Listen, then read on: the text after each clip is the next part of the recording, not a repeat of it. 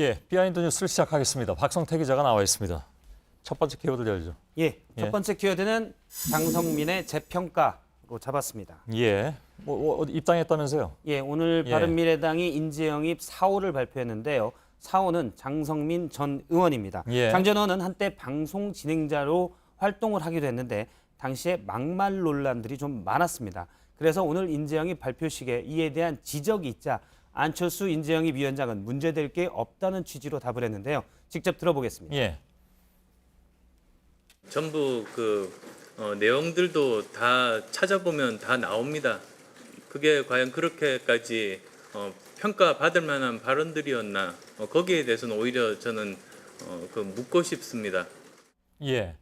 역시 찾아봤더니 다 나왔습니다. 수많은 그런가요? 막말 논란이 있었는데요. 예. 가장 컸던 것은 5.18 광주 민주화운동 당시 북한 특수부대가 내려왔다는 탈북자의 주장을 여과 없이 방송하고 당시 방송 진행자였던 장성민 전 의원이 클로징 멘트를 통해서 북한의 특수 게릴라들이 어디까지 광주 민주화운동에 관련이 되어 있는지 그 실체적 진실은 반드시 밝혀져야 할 것이다. 이렇게 클로징 멘트를 한 겁니다. 예. 저런 발언을 한 적이 없다라는 주장도 있기 때문에 제가 지금 보여드린 거는 당시 방송 뒤에 방송통신심의위원회 회의록입니다. 예. 아까 안철수 전 대표가 그 인재영입 위원장이죠? 예. 찾아보면 다 나온다고 했는데 진짜 찾아보니까 다 나오네요. 그렇습니다. 예. 당시에도 사실 이 얘기는 많이 논란이 됐었고 오랜 동안 그 5.18 민주화 운동에 가짜 뉴스가 개입된 것이 이 방송 때문이었다 뭐 이런 얘기도 있었죠. 그렇습니다. 예. 저 얘기는 600명의 특수부대가 내려왔다는 얘기는 일부 극우 소셜미디어에서 많이 회자되기도 했었습니다. 예. 그런데 장성민 전 의원이 지난해 바른미래당의 전신인 국민의당에 입당을 하려고 했었습니다.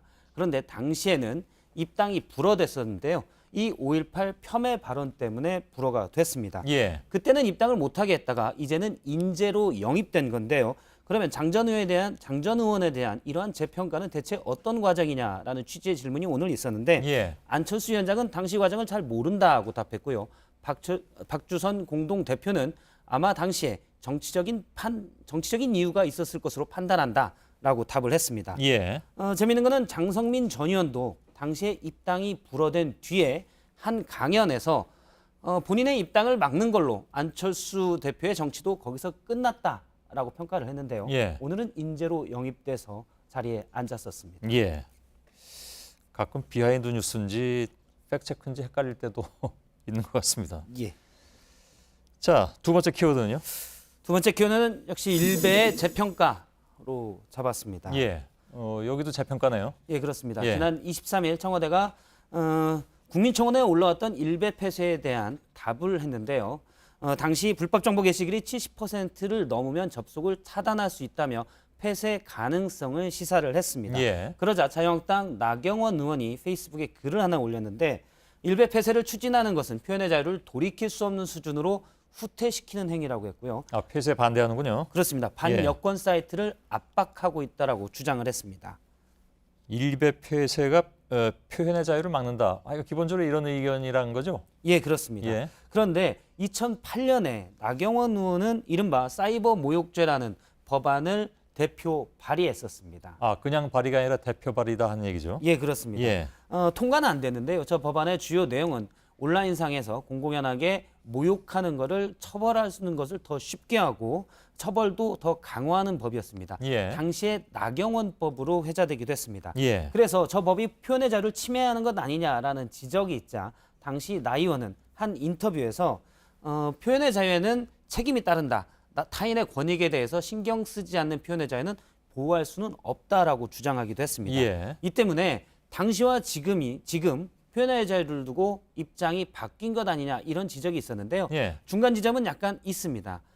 오늘 페이스북에 올린 글을 보면 모욕성이 강한 글은 그 글 자체를 처벌을 해야 되지 사이트를 폐쇄해서는 안 된다라고 주장을 한 겁니다. 예. 어쨌든 나경원 의원이 일베 폐쇄에 반대한다는 주장을 하자 전에는 나경원 의원에 대한 모욕적인 글도 좀 올라왔던 일베에 오늘은 상당히 칭찬하는 글들이 많이 올라왔었습니다. 예. 뭐 굳이 안 보여줘도 되는데 저거. 예. 예. 세 번째 키워드는요? 세 번째 키워드는 미세먼지 조건 반사로 잡았습니다. 예.